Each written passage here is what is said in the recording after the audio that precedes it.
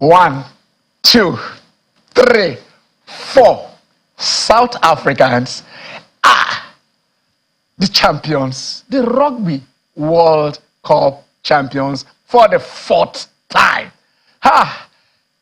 Those of you that don't watch rugby, that you follow football, I tell you, you are missing heart-thumping physicality, keeping you on the edge, and you can't get anything more exhilarating than what we just saw.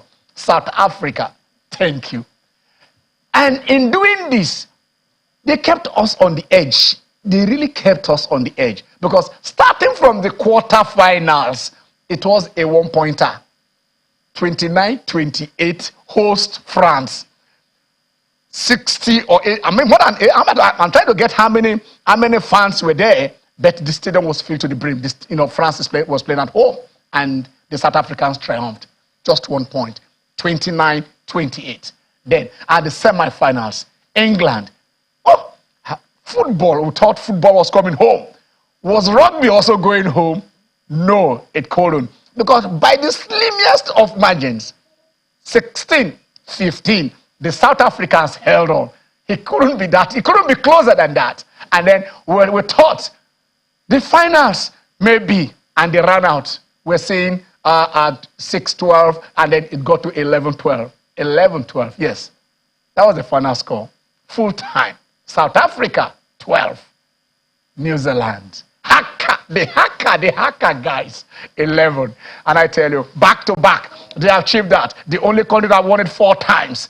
What else do you say about that? Salute, Africa. I am Ken Ochonogo. You're welcome to Channel Sport on Sunday. The show is on. So we take that. We'll talk about rugby. And then somewhere in Saudi Arabia, yes, it took the judges to save Tyson Fury from the hands of the African, the Cameroonian, Francis Ngannou. This was his first fight. He was a rookie entering the ring for the first time. Of course, he wasn't going for the title, but there was a title at stake. 10-rounder. And it came out, yes, of course, 96-93, 95-94, and then 94-95. So, Ngannou, was he robbed? Was Francis Ngannou robbed? I know somebody will say no, but from what we have seen, that round would have been a 10. I think we will go round by round. That round would have been, yes, that round would have been a 10-8 for who else than Francis Ngannou. Our league is up there. The MPFL is on, and you can't take anything from that. So we'll look at the MPFL. But somewhere right there in Munich, there was a hat-trick. 1, 2, 3. Hurricane. And England, the Ghanaian, yes, Nketiah is the Ghanaian name. Whatever you pronounce it, whatever you write it, or whatever you sound it, Nketiah is a Nigerian name. I did it. 1, 2, 3. It happened. But then somebody said, don't talk about the El Clasico. Why can't you talk about the Derby of Spain? Jude the obscure. When you want to be rescued, look for St. Jude. It happened right there. So my guys are in the house. We'll go somewhere to meet the guy we have interviewed most on this show. We interview him because every time it comes up, it gives you action. It tells you that it is doable. There are no excuses where it happens. So we shall go right there to Yenagoa to meet the one and only. He was a gold medalist, a 3-term Wrestling Federation chairman, and a 2-term back-to-back with 2 different governors, commissioner for sport. You can't beat that. We bring you the very best. And then we also look at the female football scene.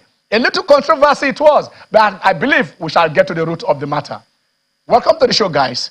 Jimmy, was Ngannou robbed? Ever a pleasure to be here. I like the way you asked the question. Yeah. For me, absolutely was not robbed. Okay. Because at the end of the day, it's easy to look at the optics of the bout, but when you look at the statistics, it actually does favor Tyson Fury. He gave a good showing, and because of the African flavor, we saw our own Israel Adesanya Kamaru Usman, Walker Oyem. We saw legends of different endeavor, sports, entertainment. They all were there. And, you know, it was so exciting to see Francis Ngannou give a good account of himself. And I think that based on the statistics, he actually lost to Tyson Fury. But if we are to look at the optics, I mean, it was so devastating to Tyson Fury. And we've got to, you know, really say the sport of boxing has got to be concerned. If the heavyweight champion of the world, at least the WBC, that is the most prestigious belt, the champion could go down to a blow by Francis Ngannou. I think more like beyond the statistics, it was like there was a need to salvage the reputation of the sport, seemingly. But if you do consider what the statistics actually do say, Francis actually won only in the second, third, and the fourth round. He won the second. He won the third round by what? What is the referee that Ken, basically, the total punches landed. Yes. 37.5 in favor of Fury. Ngannou 33.3. Round 3. What was the score? What did the judges give in round 3? It was massive. It was massive. Well, did they give him 10-8? Did all the judges give him 10-8? It was 10. We know. Did they? Not all. Not all the judges. But what you see is different from what. Oh, how can you knock him down and lose the round? No. How can you, Jimmy? How can you knock him down and still lose the round? Now, Ken, where we are going is this. Yes. We've talked about the reputation of boxing. Yes. But we also talked about CompuBox, which is statistics. You and I, we can run on sentiment, but the computerized, the digitized system of whatever, even if they are leading on point, they knock you down is a straight 10-8. And the funny that two other judges gave one score. But you are looking at it from the angle of, you know, the judges, right? Yes. Fine. We are also looking at it from the point, the statistics. It is the judges that matters. It is the judges' record, not the compute. But at the end of the day, he won via the judges' decision. That is why we are questioning judges' decision. Anyway, Tyson Fury retains that. He retains the title as the WBC heavyweight. I mean, in fact, the title was not even at stake. Exactly. It was a ceremonial belt that was at stake because in Saudi they said, look, they cannot fight this fight. The world champion fighting, this is the first fight this year, and then he lives without carrying something. So, but then let me give you this. It was a win-win for Francis Ngannou. Francis Ngannou before now has, you know, he's fought 20 fights in the MMA. Yeah. He won 17 and lost 3. Yeah. And in those 20 fights, he won. His total cost of those 20 fights were $3,779,500. But he just won fight. Yes, 3.78 million for his 20 fights in the MMA. Yeah. But then just one fight, 10 rounds. Sorry, I mean, right there, $10 million guaranteed. Ken, pray you have a friend like Tyson Fury. Let me explain. Jimmy, don't forget that Tyson Fury, Frank Warren, they are the ones that actually promoted Francis Ngannou. He was involved in a contractual dispute. That's why he left. He left in 2020. No, because Dana White says if you are fighting for us, you can't take up any other thing. Exactly. But he did an exception. Yes. If he was doing that, when Mayweather fought Conor McGregor, did he not do that? Double standard. Good. Double standard. And then all they have paid him is $409,000. There is something about Tyson Fury, Ngannou, and Cristiano Ronaldo. The three of them are friends. We'll come back. We'll come back there.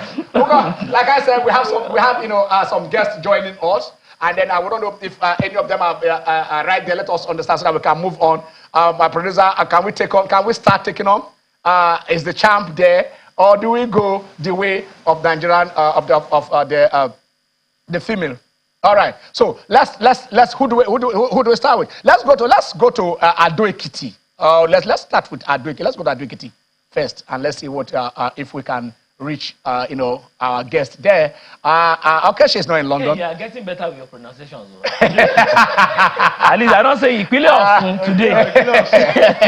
We are going to Edeh Ekiti now because right there, I think Antonia, Bishola, she is there. She is joining us for KSC from Edeh Ekiti. I told her she's teaching us from a village. She said, I am not from a village. You don't say I'm from a city. So she will join us from there, and then we'll also go to Abuja, in days. All right. So let's go straight to Adekiti and see if Abishala is there. Antonia, how are you? Hello, Antonia. Are you there? Hello, everyone. Hello. I can hear you. Hello. Yes, we can hear you here too. All right. Before we come to you, all right, beautiful. There she is. Antonia is a player, a footballer, a Nigerian footballer with Niger Rattles FC. But during the week, she came onto the social media. In fact, my attention was drawn to this issue this morning by Cecilia Moregwe, our correspondent, and she said, Ken, something is happening. Can we clear the air like we normally do on Channel Sport on Sunday? Tonia, this is what I do. I hope you wrote this, you posted this. On November 23rd, 2022, during a friendly game with the FCT coaches in Area 3 Pitch, Abuja, I was a Niger Rattles player. 20 minutes into the game, I went in for a tackle and twisted my left knee. I was taken off the pitch on a stretcher, and immediately my knee became swollen. I was told to rest it for a while. Everyone thought it was a normal knee knock that needed rest. A few days later, I started feeling some bad pain in my knee. I did an x-ray and no issue was seen on the x-ray. The doctor administered some drugs and I thought I'd be fine as long as I rest the leg. I went home for Christmas and resumed back in January only to realize the pain. I left Makurdi in August 2020 and went for another x-ray in a Nisa Premier Hospital, Abuja, and the orthopedic doctor advised me to do MR scan. I did a scan in Abuad Hospital at Doekiti. The result came out and it was discovered I had a torn ACL, that's anterior cruciate ligament tunnel. So these are what you wrote. Did you write this, Antonia? Yes, I wrote this. I wrote this online on my Twitter account. You wrote it on your Twitter account. All right. Yeah. Okay. Now you asked for assistance. You needed people to assist you on this. Why did you go? Why did you ask for public assistance in this first instance? I asked for public assistance because I had no choice. My parents are not buoyant enough to fund the surgery, so I thought about asking for help, asking people for help, coming online and telling people my story. And because I didn't get the necessary medical care and help from the team I was playing for when I got the injury. Your tweet, you said you went to the hospital from when you got injury in November 2022. The doctor treated you, and then you went to the hospital. Who sent you to the hospital? Initially, when these things were happening, when you did the X-ray, was it you that was doing it, or was it your club that was doing it? I was the one that funded everything. That funded your X-ray? Yeah. Okay. Did you now reach out to the club and say, this is the problem I am having, and what was their response? Did you reach out to them first and foremost? Let know. Did you reach out to them, to your club? On May 23rd, 2023, I sent a lengthy text to the chairman of Nigerianpolitics Football Club, Abuja. I told him of how I've sought orthopedic doctors, of how I've done numerous x-rays, and still my knee is not getting better. I told him that I would like him to help me get the necessary medical help so as to be able to play football again. That was what I wrote in the message, and till now, I didn't get any response. Okay, so it is when you didn't get any, apart from the chairman, did you discuss with your coaches? I mean, because there is the issue of you being in Nigerianpolitics and also being to Honey Badgers, while you were injured. Did they tell you why you were sent to Honey Badgers? If why did they send you from Nigerianpolitics to Honey Badgers? My coach told me to go to Honey Badgers, to go to Makurdi, to treat my injury, to sort out traditional doctors. Yeah, which I did, and it didn't work out. Okay, that is under your coach told you to go. So, but who was funding that? Was it the club or you were funding it personally when you went to Makurdi? I funded everything. You funded your treatment at Makurdi? Okay. Yeah, the traditional medicine, everything. Okay. As a player of Nigeria Tales, were you not on the were you not on the salary on the monthly salary of Nigeria Tales? Were you not being paid your salary? Yeah, I was paid my salary, yeah. But when I got to Makodi, my salary was reduced. Your salary was reduced. Okay, from what you were earning Yeah. as as a Nigeria Tales player than what you were earning as Honey Badgers player. Okay. All right. Just Yeah. hold it there because we also have your chairman, Barrister Paul Edeh, right here on this show. Please, can we have Barrister Paul Edeh if you can join us? Yeah, good afternoon. All right. Good afternoon. Good afternoon. Okay. Barrister Paul is not just an Sorry, I'm advocate. no longer the chairman of Nigeria Tales. There's a new Okay. chairman for Nigeria Tales now. I needed to clear the air on that, but I'm the founder of the team. You're the founder of the team. Okay. All right. But at least on this instance, she said you were the one she sent the text to. So, but do you know who she is? Do you know who Fakiasi is? Do you know her? Yes, of course, I know every player that I've played for Nigeria Tales while I was still the chairman. I think my first knowledge of her was, I think, about 2 years ago when Coach Bankole approached me and said that he is from Ekiti, that he does not have any player he has given back to from his home state, and that he has this player that was introduced to him from an academy. If we can sign her in for him to train her for the period and see if she can be fit for the league. And indeed, I granted that tacit approval, and that was done. And indeed, she joined the team then, and they continued with the training. But the last I know about her is the recent Twitter. Of course, maybe when you ask the direct questions, I'll respond, but I know her. Okay. All right. For your information, Barrister Paul is reaching us from Abuja, if I'm correct, right? You're in Abuja. Yes. Okay. All right. So I don't know if you watched the first part of when we interviewed her here. As she said, of course, she went on social media and was asking for about 6 or 7 million that she copped an injury. Are you aware that she was injured as a player of Nigeria Tales? Well, first, let me sympathize with her situation. Okay. Because as a founder of the team and a club owner, one thing that I can pride myself of is the fact that there are 4 cardinal areas that as a club, when I founded the team, I anchored it around. First, it is the welfare of the player, the skills of the player, that is ensuring that they get well trained. Then the third is health. Then, of course, the fourth is education. And to the best of my ability, we have implemented these as much as we can. Indeed, I became aware of her case just about 3-4 days ago when someone drew my attention to what she wrote on Twitter. And the first thing I did when I saw what was forwarded to me, I think it was a snapshot that was forwarded to me, I immediately forwarded it to Coach Bankole, who is here, and asked what happened with Fakiesi that I am hearing. And he gave me a narrative about what happened. And immediately I asked him to contact her to find out what really went on, because I wasn't aware. Indeed, she mentioned that she sent a message to me. That message I didn't see.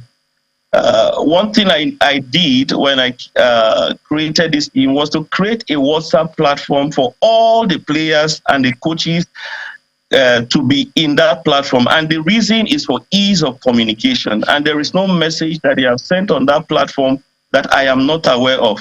In fact, when she had this injury and all this happened, her transition to even Makodi, all that was happened by the management staff, which is led by Coach Bankole. I was not even brought to the picture of this. And the coach is here; he can attest to let me ask the coach. Let me ask the coach this question. I will come back to you. Coach Bankole, you are there. Faki, as she said, when you sent her from Nigeria Tales to Makuredi to the Honey Badgers, that she took care of her medicals there. She funded it by herself and not the club. You had her. Is that the true condition of what transpired? Good afternoon, everyone listening and everyone watching. Well, if she says that her account is to her, because when she was here, she get the adequate salary at rent dues, and I specifically sent that to me the coaches that were out on ground there. I think we have almost about 3 coaches there, and I communicated with them that this lady is coming, and I wish they took her upon. And there is never time that she told me that she's funding the treatment by herself, because we have an hospital over there that do take care of our players. She's not the only player. She can testify to that. She's not the only player being sent to that place. Maybe there might be a need, but maybe she want to do 1 or 2 things by herself. Excuse me, to buy something for herself. Right? It's allowed. But for her, the doctors had the report of her coming to the hospital there, which I asked her, and I monitor that through the coaches and herself. So if at any point she spent her personal money, well, but I knew that I sent her for a treatment over there, which the coaches over there took over that for me. Okay, but before we go to Fakiesi to clarify this, she said is it a traditional or orthodox medical healer that you sent her to that takes care of your players in Makurdi? Is it the traditional way or the orthodox medicine? She attended both the orthodox and the traditional medical. And medical. Okay. Yeah, she is there. She knows what she attend. I sent her to that place and she was attending the team hospital there. Coach Bankole, of course, you sent her there. But I don't think you would have left her under the other code. So go and take her. She'll be monitoring, what she's going. But let us ask Fakiesi. She is there. Because so that we can clear this up. We don't want too much controversy. Hello, Antonia, are you there? Hello, Antonia. Hello, I'm there. Hello, okay. I can hear you, sir. They're saying when they send you, not just only you, they also send other players there, not just you alone. That is a medical thing. They send you there. It is not as if you are there to go and pay your bills. When you got to there, first and foremost, confirm. He said both orthodox and traditional because it's a bone thing. I understand it that there are traditional people healers who do that, and I have nothing against that. Is it both to orthodox and traditional that you went to? What was the treatment like? And he said the club funds it. Did you pay the doctors that were healing you? I wasn't sent to the hospital. For my injury or anything. The reason, at the one time we went to the hospital, every players went there that day to the hospital was to check our vitals. I was not sent to the hospital because of my injury or to check my injury. I sought out traditional doctors in Makurdi with my own money. I funded it with my own money. I wasn't sent to the team hospital for any injury, because of any injury. We only went there to check our vitals that day. That was the only day I went to the hospital. All right. Okay. Let's. Okay. All right. We want to go on a short break. When we come back, we shall reach out. Start with the chairman, the founder of the team, Barrister Paul Edeh. But before then, when we come back, we'll go straight to Bayelsa to introduce the champ himself, Paul. Do I say Paul? No, please. The only one, Igali. I want to say Paul. Paul is there. So stay with us in the Channel Sport on Sunday. All right. You're welcome back. I was trying to trash out the little misunderstanding between the player and his team. I wanted to say, let us go back to Barrister Paul Edeh, but let me just clear this with Antonia first. Antonia, the former chairman of the club says there is a WhatsApp group where, for ease of communication, of course, you said you sent a personal message to him. Did you send this message? Did you at any time send any message or post any message on that group WhatsApp where everybody will have know what was happening? Did you do that? Were you asked? Are you aware that you're supposed to do that? You did not. But are you aware that you're supposed to do that? Did they tell you? Did they tell you that if you have any issue, you can communicate through there? You did not. All right. Okay. No, I'm not aware. You are not aware. All right. Okay. Let's go. So yeah. How much is the treatment? How much is the treatment so far? How much do you need for your treatment? How much? For the surgery. The surgery is estimated 5 to 6 million naira. Okay. Have you gotten any more? Have anybody reached out to you since she was on social media? Yeah, popular music producer Don Jazzy came through for me. He gave me the money. How much did Don Jazzy give to you? Don Jazzy sent me 6 million naira. Don Jazzy sent you 6 million naira for the treatment. All right. Okay, Yeah, and other Nigerians too. Okay, and other Nigerians too. Okay, they've been sending you money too. All right. Okay, let's go straight to Abuja. Let's go straight to Abuja because let us meet. Go back to Barrister Paul Edeh. Hello, Barrister. Yes, thank you so much for this privilege. To be able to address this issue. Okay, all right. So let's hear you. Okay, yeah. Now, first and foremost, like I said, one thing I take priority over, even Bisola can attest to the fact, is the medicals of all the players. Okay. In fact, we have a retainership with Supreme Hospital, which is owned by a consultant, Dr. Suli Ahmed, who is one of the topmost orthopedic doctors we have in this country. If you mention 3, he's one of them. And the facts are there to check. We have treated numerous players using that facility. For instance, the assistant captain of the team in the person of Bumi Adedeji, Oladeji, received treatment from there. We paid almost $1 million naira to be able to do that. We have Oyinlola, who is currently in Spain. She came back from the Under-17 World Cup. She had thigh injury. We did MRI. She was treated there. We have the goalkeeper of the Under-17, Obina Nofit. She came back with arm injury. We did MRI. She was treated there. In addition to that, there are players that are not even Niger Ratters players that we took to Supreme Hospital in Abuja to get treated. One of them is a current key player of Edeh Queens in the person of Chichi when they came for the Shiro's Cup preseason tournament 2 years ago.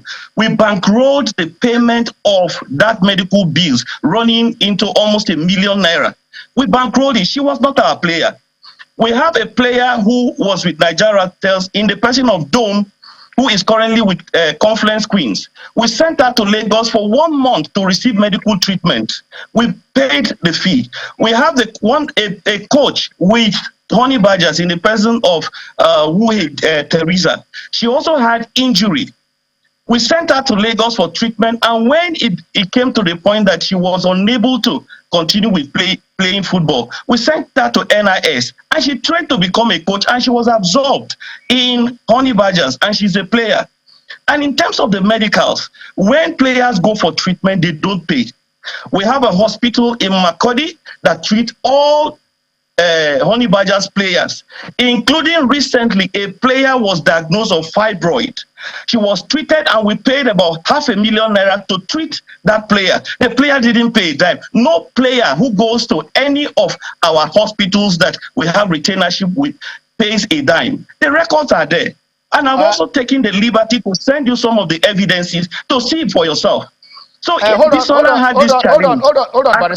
Barrister, please, just hold on. I want to bring Bisola in. I want to ask a question. Hello, I want to bring Bisola in. Hello, Bisola. I want to bring Bisola in on this before I come back to Barrister. Bisola, I want to clear the air because I did speak with Barrister before here and even the coach. Is there any point you told the club, because they say you are also a student of Nigerian Open University? National Open University. That you are a student there. Is there any time you told when you left that you were going for your exams and then you now came back? Did you tell the club that your parents said you should no longer play football, which means you have left the club and left football and concentrating on your education? Did you have this conversation with with your coaches in the club? Did you? I had this conversation with my Honey Badgers coach. Okay. Yeah. I had this conversation with him. So you told them that your parents said. Yeah, when I told him. Okay, tell us exactly what you said. I don't want to quote you. Go on. Okay, go on. okay. I told him I'm going back to Ekiti, that I would like to focus on my studies. That was what I told him. No, did you also say your parents said you should no longer play football? We are looking for the truth here. You want to get treated, but we don't want people, just let the facts is what we're going after here. Did you say No. your parents said, did you tell them that? That your parents said you should not play football No, again? no. Did I not didn't say mention that. Okay. I didn't mention that. Okay, all right, no problem. Okay, let's go back to Barrister Edeh, because I needed to clear these things. We're not here for controversies. We want to get this issue settled, and that is the thing. Hello, Barrister Edeh. Are you there? Are you back there? Yeah. So the truth is, like I said from the very onset, I sympathize with her situation, but I only became aware when she went on Twitter. Okay. When I told Coach Bankole to reach out to her, as soon as that information got to me, he asked her and she sent the MRI report, which she did on the 13th or 16th of October. Then he also sent to me what she sent to him after she had gone on Twitter, the letter from the hospital soliciting for funds. You can verify from her. Yeah. She never sent it to me, neither did she put it on the WhatsApp platform that she has done an MRI, neither did she forward it to her coach, Coach Bankole, till date, except for the day I asked Bankole to find out what the situation was with her. Okay. For me, as an individual, the reason I set up the two female teams, Honey Badgers and Nigerianpolitics, is my own way of giving back. Others set up male teams to make money, but I set up this team because I feel that that is a road that is least traveled. I have done it for many people who are not in the team. And should we, or I personally, be aware, and that now that I'm aware that Bisola had this issue, and she had forwarded even that MRI report to the coach, because there's also a channel of communication. I don't deal with players directly because just like it's happening now, players can quote and misquote you. So the channel of communication with the team has always been through the coaches and the management team. No player comes to me directly. And she said she sent messages and all that, except for their numbers on the WhatsApp group. I don't have players' numbers saved, except for the team captain, the assistant captain, and a few that I have over time gone to grow a relationship with. So as a way forward, if, like we have heard now, she needs help, yes, she has gotten help from plethora of Nigerians, we will not run from our responsibility. Let her keep the money as an aside. The truth is, let her keep the money as an aside. Dr. Ahmed is there. If she has a consultant that she consult with her, let us conduct an independent examination of her case. We are willing to. I don't run from responsibility. Are you saying you are willing to pay the 6 million that she needs for her treatment? Are you saying on national television that you are willing to do that? That is not what I'm saying. Okay. What I'm saying is, let her come to Abuja, to Supreme Hospital, where we treat our players. She will be examined. And whatever the cost of the medical treatment, if she's not satisfied, we can combine with Dr. Ahmed, with whichever doctor she's comfortable with. It's the same Dr. Ahmed who also treated Alice Ogebe, who had knee injury. I was the one that facilitated it, while Rivers Angels paid for the medical bills. I also know what I did on my own part to get Alice Ogebe treated. Alice Ogebe is playing today. So if I can facilitate for another player to be treated, is it my own? I wasn't aware of Bisola's case until she went on Twitter. That I can be quoted anywhere. And if the idea behind this is to go around making money or collecting money, then it's a different ball game. We are aware every player in Nigeria have their files with Supreme Hospital. Is she still a player? Is she still a player of Nigerianpolitics? Of course.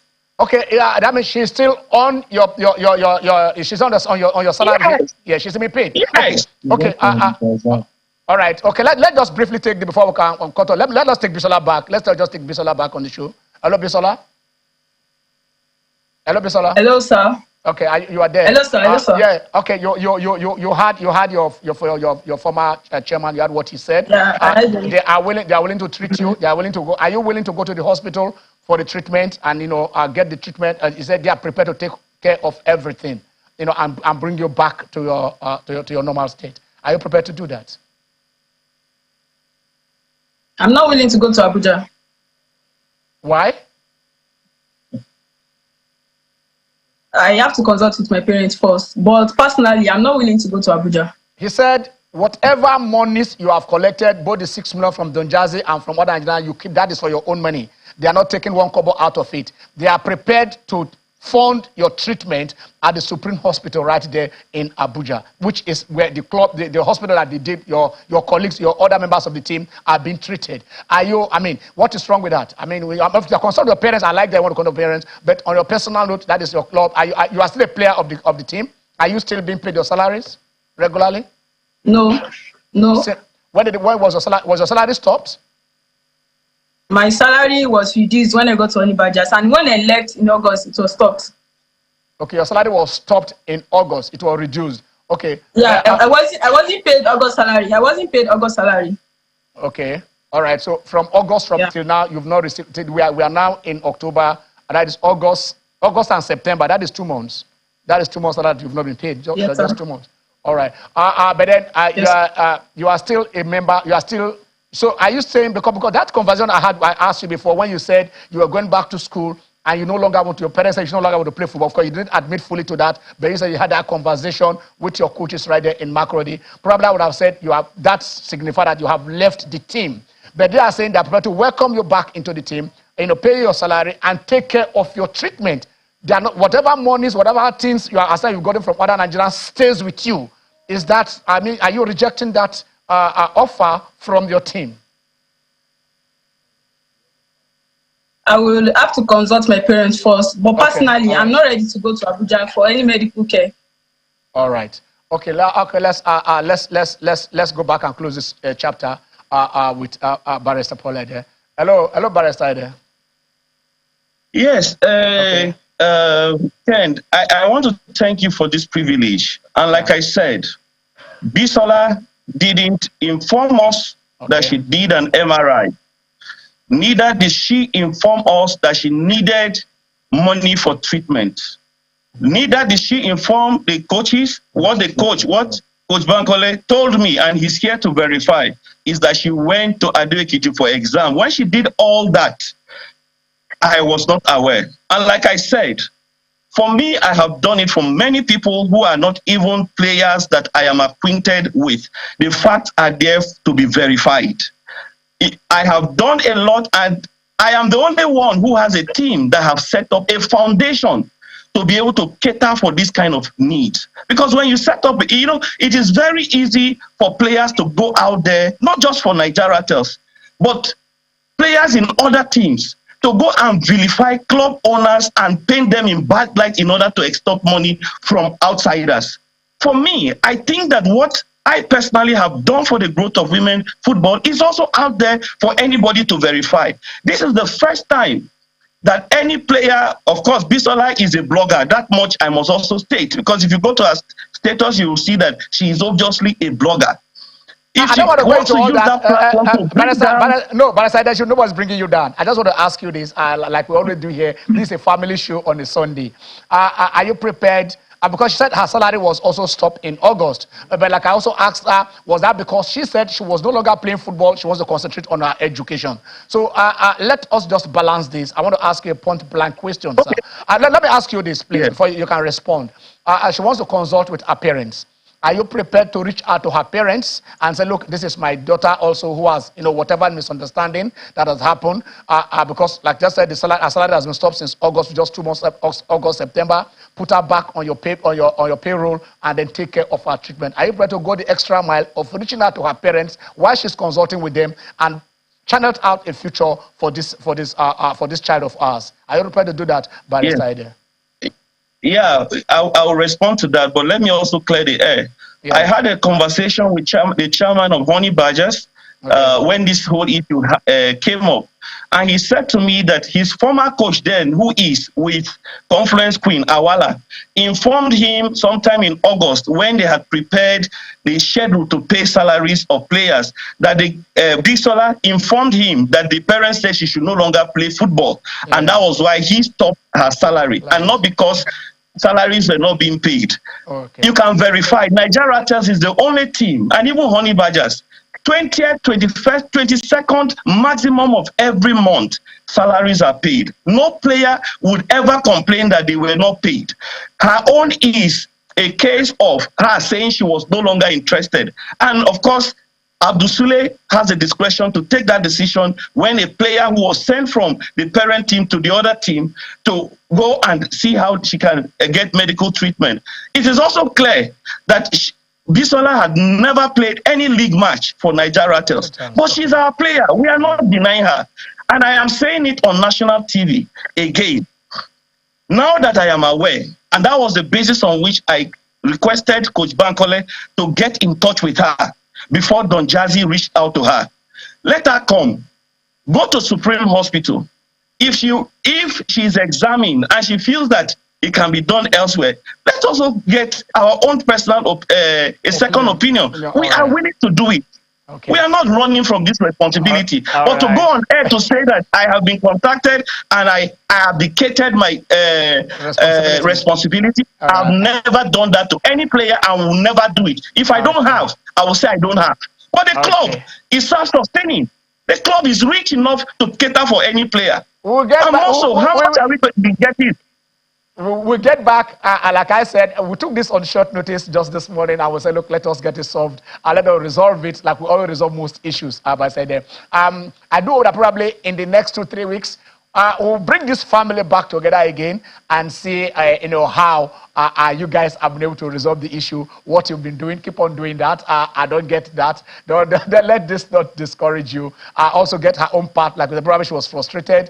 She wants to be, a great footballer, and when those injuries come in, that is what happens. But along the line, we'll also talk to her and see how you guys can get this thing resolved amicably. Thank you so much, Barrister Edeh, for being part of this show. And thank you so much.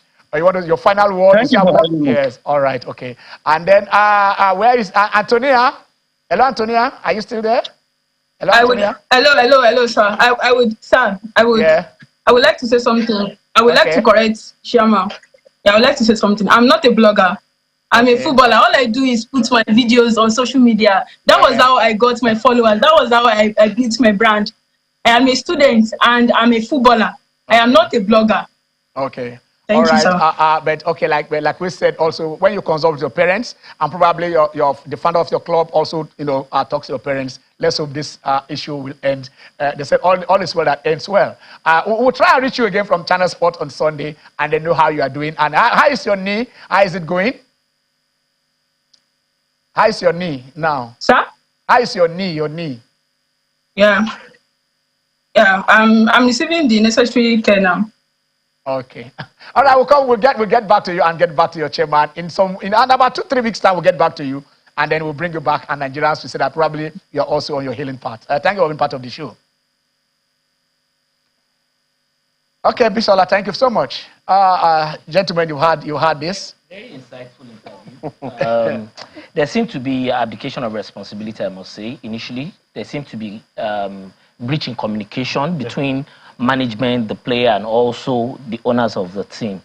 But I like what Barrister Edeh said, chairman of Benue FA. He said a lot about what they had done, what Rattles Foundation had done, which we know. Yeah. We've celebrated Barrister Edeh here, not once, not twice. We've also celebrated Coach Bankole Olokre. But, it's worrisome that as parents, they ought to have done more. I mean, regardless of whether she had a contract with them, but somehow you just know that there was something that is wrong, that is still wrong, because the girl, having listened to Barrister Edeh, you'd have thought, okay, the olive branch is being waved, but she's more or less like, oh, I have to listen to my parents. So there seems to be some things. Like I asked her there, you understand? Because, at least I did have some conversation before the background information on this. And that was I went back to ask her that question. When she said, because first of all, she said when she was taking treatment, she said she was going to write her exams. Exactly. And then when she now came back, she packed her things. Why are you packing your things from the camp? She now said her parents said she should, though she's not admitting to that, but she says she wants wants to concentrate, that should concentrate on her education. Exactly. She should no longer play football, which means you have worked out on the thing. Yeah. I think that is key. So there is the need for the NWFL as much as possible to carry out awareness in terms of players' rights, obligations. That is where the players' union, exactly, the absence of players' union in this country, who are alive to their responsibilities. And these are the things, because players are not, some of them do not know their rights. Because some of them don't understand it. Barrister Edeh has been one that had been a major advocate for welfare of female players. Yes. Even parity in terms of pay. In terms of pay. We recall what she had done with Onome giving her 1.5 million as salary. So why should it be difficult to treat one of his but I feel it's more or less like a communication. There was a bridge somewhere. A bridge Basically, 10% carelessness can actually breach 90% efficacy. All right. We'll soon be going on a break, but we have this right now. That means we have to squeeze in him in the last part of the show. He is there are a lot of adjectives to describe him. But then, like we say, Igale has always been part of this house. His successes, his strides, whatever he's done. But today, he says he's a gunner. Don't give him that. The day we all went there, we know what happened to the gunners. But together in Sulere, we know what happened. He was drinking 10 bottles of water at the same time. All right, we'll go on a very short break. When we come back, we'll have Igale himself, the Olympic champion. Stay with us.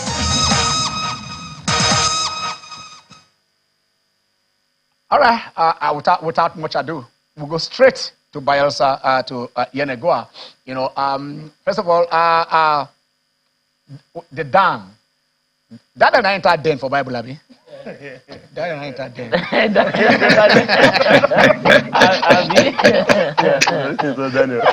Daniel. Okay, this Daniel has not come for judgment. This Daniel is, I don't know, they say dynamite coming into packages, because I call him the dynamite kid.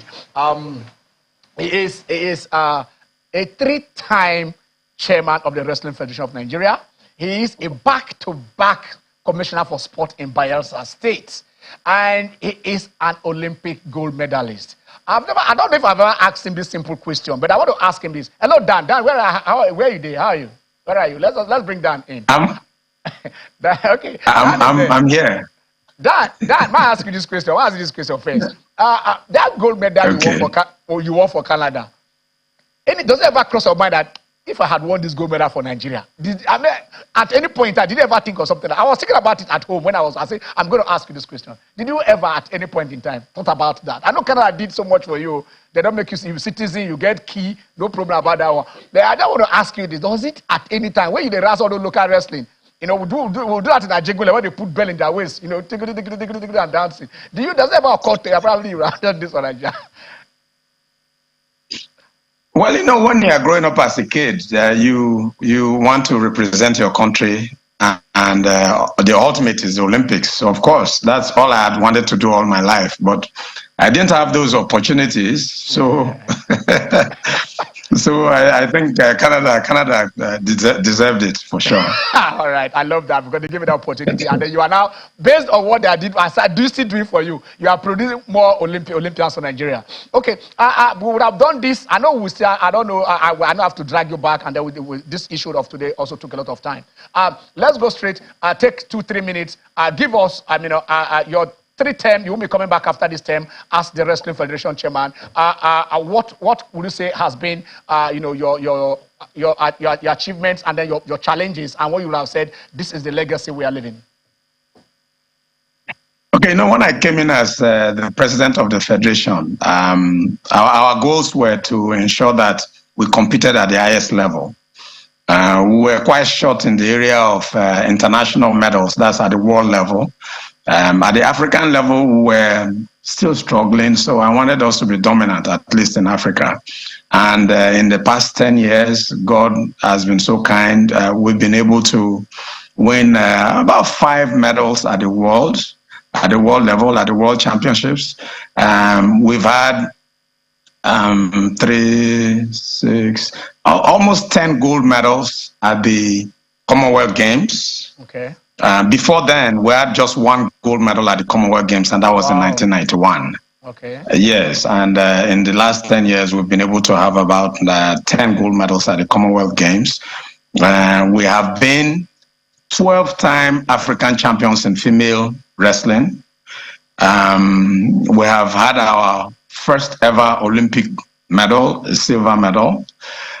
So I would say we've done quite well. Obviously, my goal has been to produce a world champion and an Olympic champion. That we haven't been able to do yet, but we're still working towards that.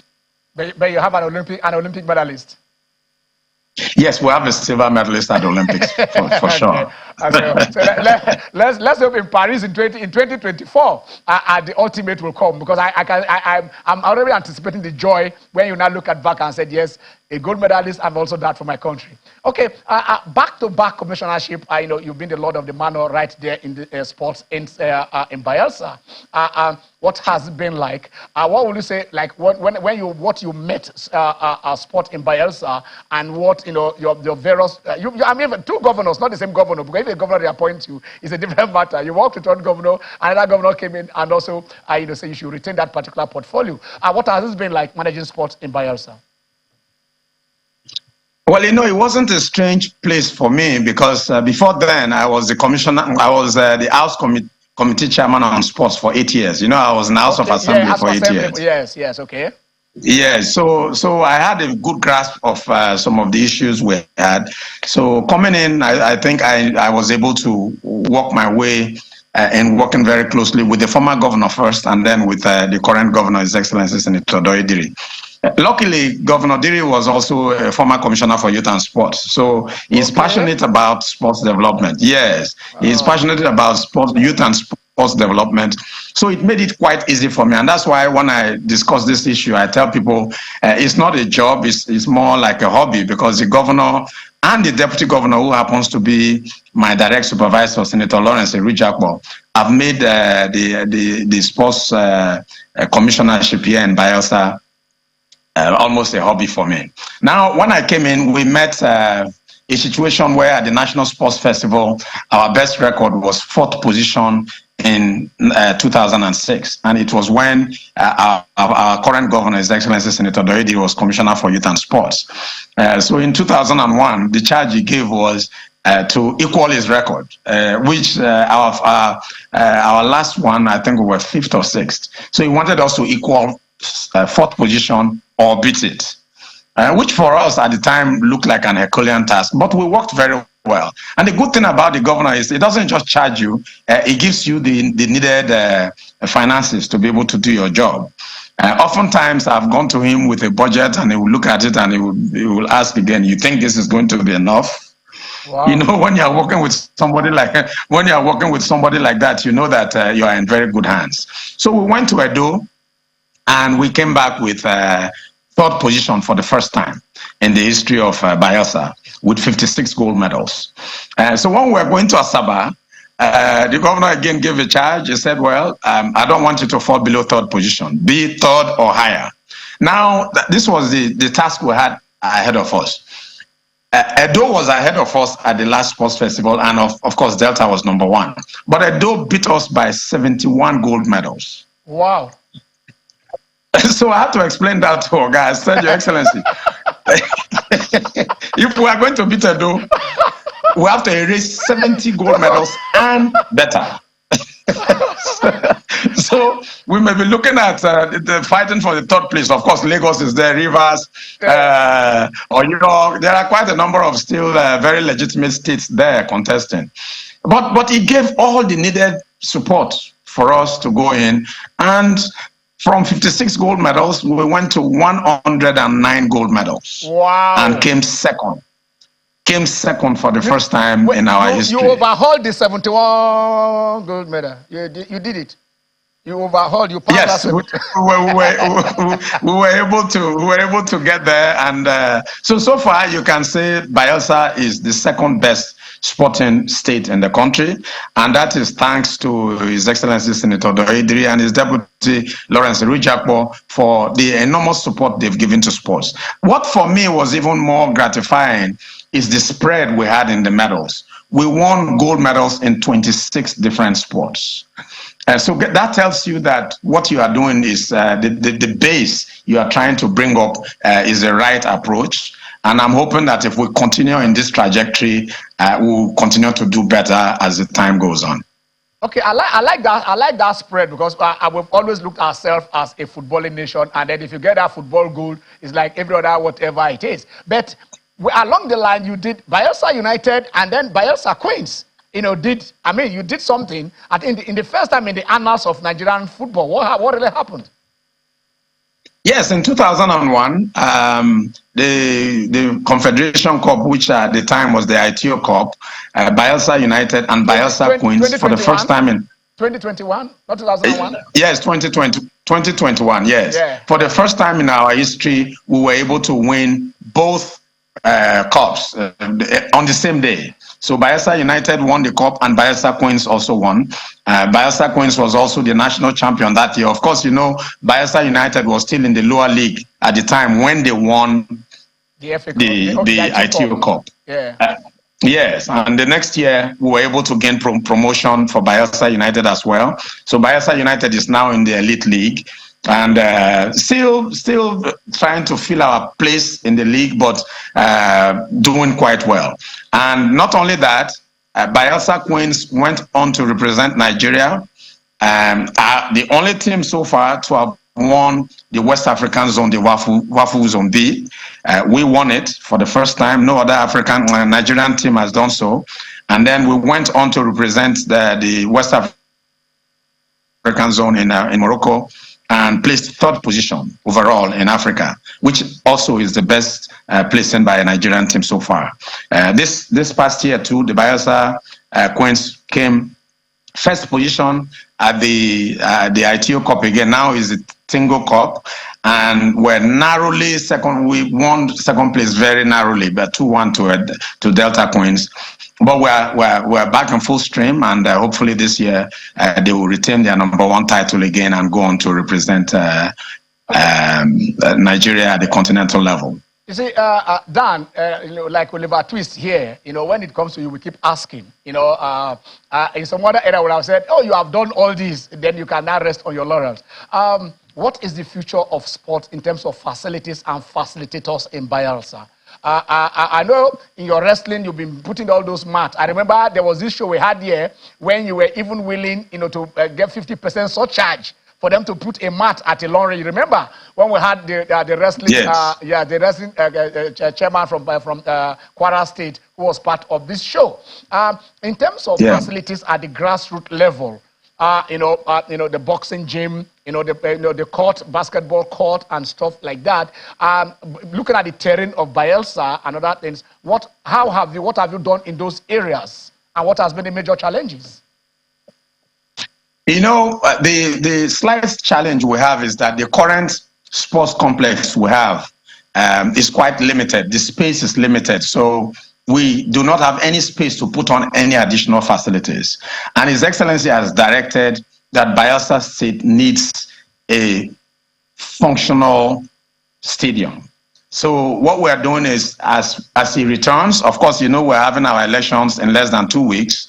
Okay. In his second stint as governor of Bayelsa State, one of the first landmark projects that we've embarked on is a 30-seater stadium.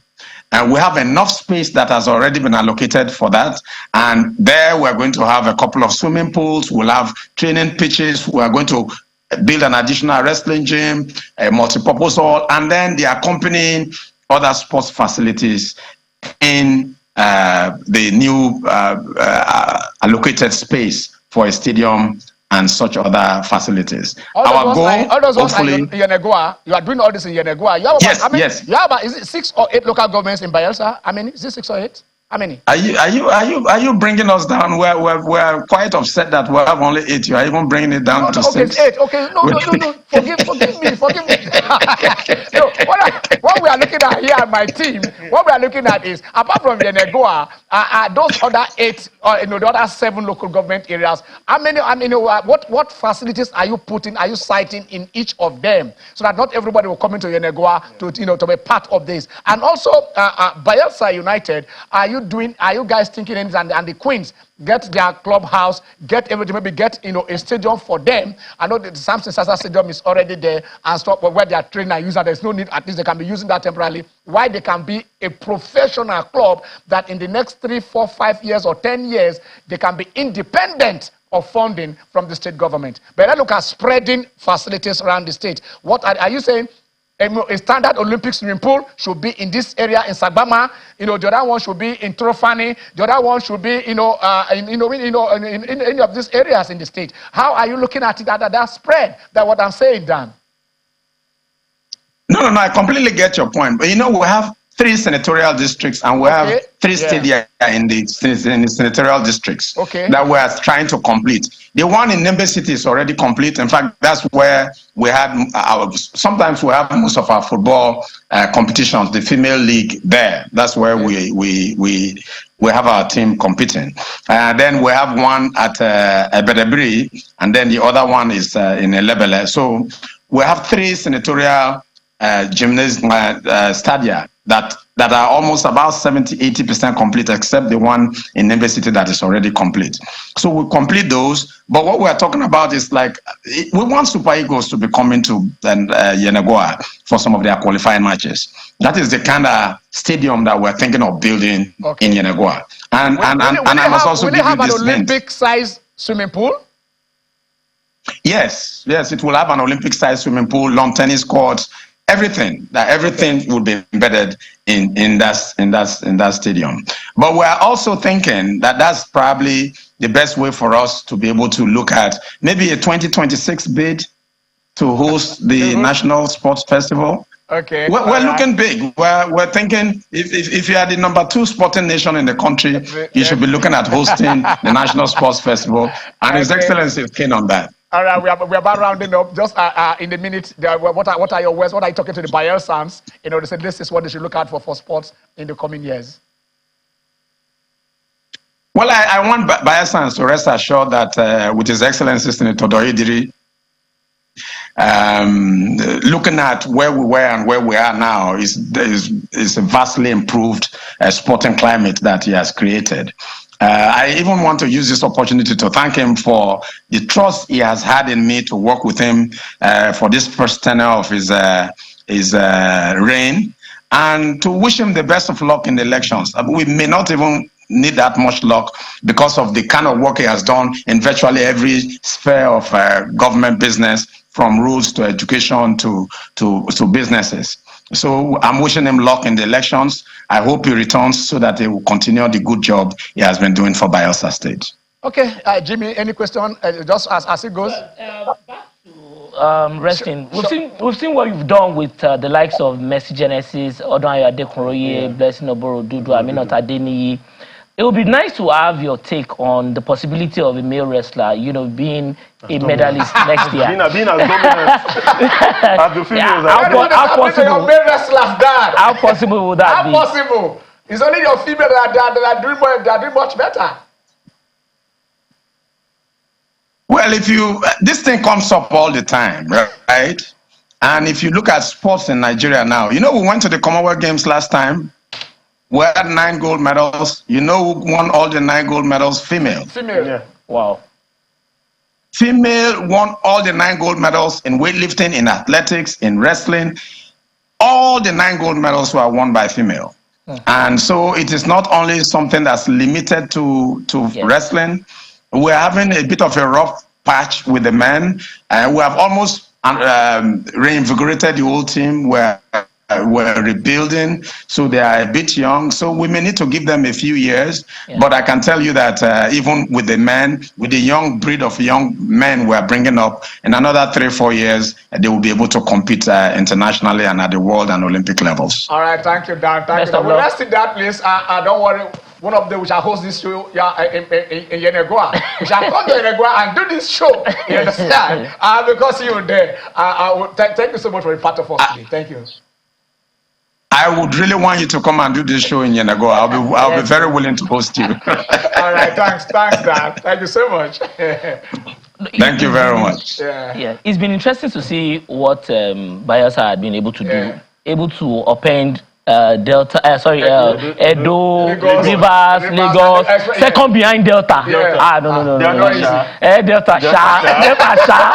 All right. Absolutely dominant. 14 matches, 14 goals, 4 assists, 5 man of the match awards. Jude Bellingham is who he says he is. That's how you get a 100 million player, not Moses Caicedo or Declan Rice. You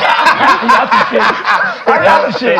Jude, I want to say that, like I said, if you anytime you Can you sing Hey Jude? Can you sing Hey Jude? Hey, that is a Brentford sings that.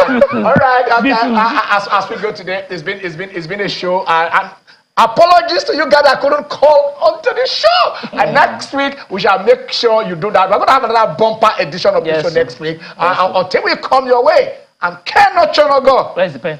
God bless Nigeria.